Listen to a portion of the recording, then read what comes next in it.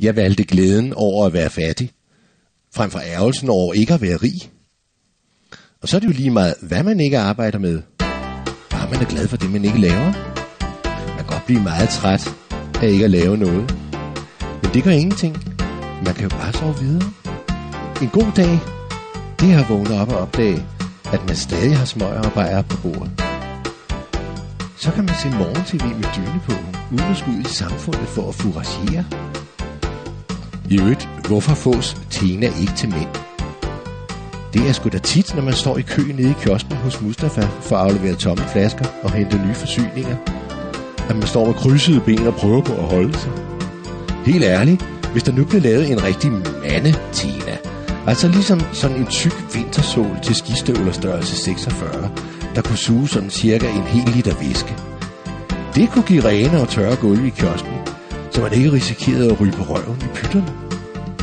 Det går jo fint hånd i hånd med regeringens ønsker om en renere miljø, ikke?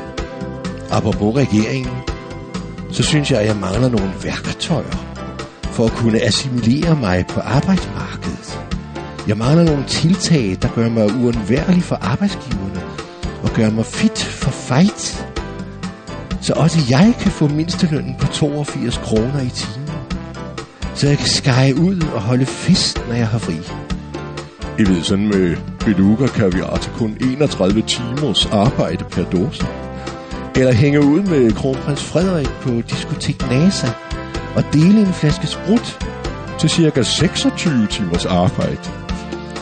Men nej, jeg må nøjes med at score en enlig mor fra Ishøj med 4 børn.